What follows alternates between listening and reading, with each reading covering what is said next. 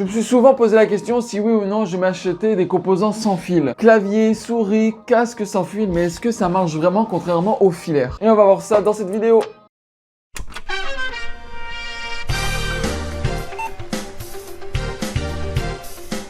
Salut à tous, c'est Martin d'Hardware PC, j'espère que vous allez bien les amis. J'ai la phobie des câbles et j'aime pas quand il y en a trop sur mon bureau. Tout le temps dans ma tête, je me suis toujours dit que filaire c'est mieux que sans fil. Et peut-être que vous aussi dans votre tête vous dites, bah oui c'est normal, filaire, ça passe plus vite. En fait, l'électricité à l'intérieur du câble passe plus vite que dans les airs. Et moi je pense ça aussi, je pense vraiment ça aussi. Et pour moi, filaire ça restera mieux que sans fil. Parce que j'avais beaucoup de craintes. Exemple, la latence. Exemple, un casque Bluetooth que vous branchez en Bluetooth sur votre téléphone ou même sur votre ordinateur. Quand vous regardez une vidéo, les lèvres et le son ne sont pas assez bien mis ensemble. Il y a toujours un léger décalage entre le son et l'image. Et je me dis, pour les gens aussi qui jouent en FPS, si tu tires et que le son arrive juste à même une microseconde après que le moment où tu as tiré, voilà, si le son est décalé par rapport à l'image à cause du sans fil, c'est ça qui me chie un petit peu sur la gueule. Et j'avais peur, c'est pour ça que j'ai jamais pris de sans fil. Mais aujourd'hui dans cette vidéo, on va essayer de comparer filaire et sans fil. Donc j'ai pris 3 composants sans fil, le casque, le clavier et la souris. Tout d'abord, on va commencer par mes composants filaires. Pour un casque, j'ai pris le Logitech G Pro X filaire. Bah oui,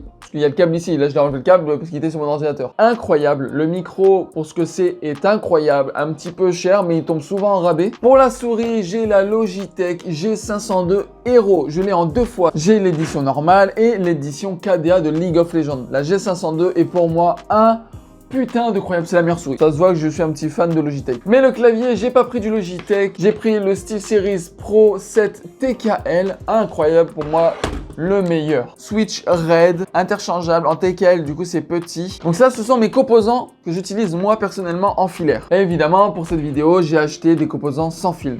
Le casque, Logitech G435. Bon, évidemment, je l'ai acheté à mon travail, il m'a coûté 52 $. Et voilà, j'ai pas voulu m'acheter des trucs trop gros, des trucs qui coûtent 100 000 $ juste pour faire cette vidéo. Que j'ai hâte de voir ça. Vous avez la petite USB Bluetooth pour évidemment pouvoir écouter le son. Vous avez le casque qui est juste ici. Alors, je vais la mettre sur ma tête. Ça sert bien. Voilà ce que ça donne. Ensuite, on continue sur de Logitech. La souris Logitech G305. Alors, elle est pas RGB ni rien. Elle est faite pour le gaming. Elle peut aller jusqu'à 12 000 dpi. On peut l'utiliser pendant 250 heures d'autonomie. Ah oui, c'est vrai, le casque, il peut être à jusqu'à... Le casque peut aller jusqu'à 18 heures d'autonomie. Tandis que celle-là ne se recharge pas. C'est uniquement... avec des piles. Ça se voit que je kiffe Logitech, hein. C'est ma marque préférée personnellement. On va mettre la pile dans la souris, comme ça c'est fait. On va pouvoir faire les tests tout à l'heure. Quand je l'allume, il y a une mini loupiote bleue qui s'allume. Ok, mais il n'y a pas du tout d'RGB à part ça. Et pour le dernier, je n'ai pas pris du Logitech parce que les Logitech sans fil sont beaucoup trop chers. J'ai pris du Red Dragon. Alors, je n'ai pas pris, souvent Red Dragon, c'est une marque assez cheap, pas ouf, mais finalement en fait, il faut quand même de la bonne qualité. C'est surtout du début et du milieu de gamme. Donc du bas et du milieu de gamme. J'ai pris de la milieu de gamme. C'est des switches rouges. Évidemment, c'est sans fil. Et il y a marqué High Speed, High Control et High Response. On va voir s'il répond bien. Alors c'est un format TKL. Alors nous avons les câbles si on veut le brancher par câble. Ça c'est déjà bien aussi. Nous avons un outil pour évidemment changer les switches. Le clavier. Bon, il n'y a pas de repose-poignet. Logique, hein, je te dirais. Parce que je l'ai acheté, je crois que c'était 45 $, je pense. La souris m'a coûté 29 $, je pense. Ah, il est sympa. Et il est fin. Il est fin, il est sympa. Mon clavier, c'est évidemment c'est un clavier mécanique. L'autre c'est un clavier à membrane.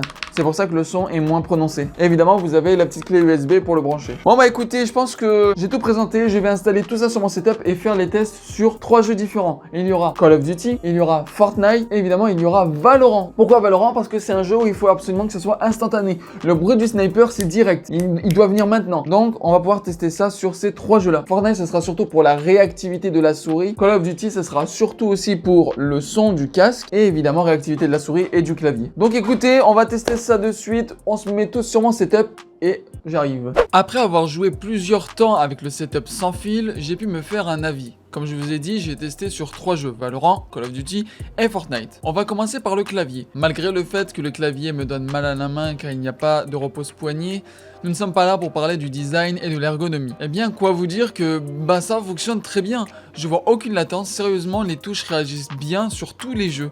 Le seul problème que j'aurais à vous donner, c'est qu'il faut que le USB soit assez proche du clavier pour que ça fonctionne parfaitement. Mais j'imagine que ça diffère entre chaque marque et le prix. Mais à part ça, numéro 1. Pour la souris. Bon, pour moi, je ne l'aime pas juste car elle est petite et très légère. Elle tient pas vraiment dans ma main.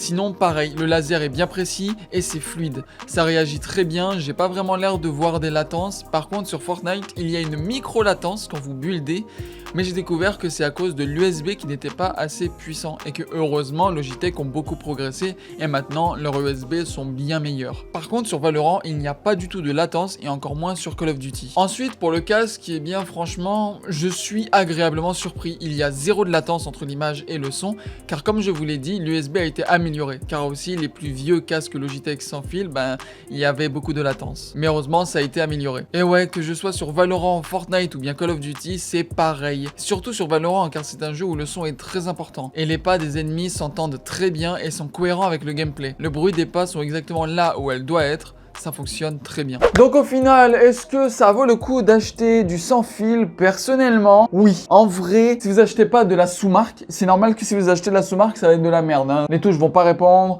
Le casque, il y aura une latence sur le casque et la souris. C'est normal. Par contre, si vous prenez de la vraie qualité, là, ça peut vraiment tout changer et faire une dinguerie parce qu'en fait, il n'y a vraiment pas de latence. Il n'y en a pas. J'arrive pas à en voir. Quand vous avez l'habitude de jouer en filaire, vous voyez pas tant la différence que ça. Bon, évidemment, le problème que j'ai eu, c'était la souris qui est pour moi beaucoup trop petite. Le casque était bon. En vrai, le casque était bon. Il y avait un très bon son. Vous pouvez augmenter le volume. Je suis un petit peu moins fan du clavier. Déjà, j'ai besoin d'un repose clavier. J'ai besoin toujours d'un repose poignet. J'en ai toujours besoin. Et là, il n'y en a pas. Pareil, il n'y a aucun délai et je trouve ça quand même assez fou et c'est vraiment bien. Petit conseil que j'ai à vous donner, si jamais vous voulez acheter des composants sans fil, s'il vous plaît, choisissez des composants où il y a une clé USB intégrée dans la souris. S'il vous plaît, pas quelque chose que vous allez assigner avec votre ordinateur, avec le Bluetooth de votre ordinateur. C'est là aussi souvent qu'il y a beaucoup de latence. Mais ouais, franchement, je suis content du sans fil, c'est direct, ça fonctionne très très bien et puis voilà. Merci à tous d'avoir regardé cette vidéo, j'espère qu'elle vous aura plu. N'oubliez pas de vous abonner à la chaîne Hardware PC. Suivez-moi sur les réseaux sociaux, TikTok et Instagram et je vous dis à bientôt pour une nouvelle vidéo. Salut!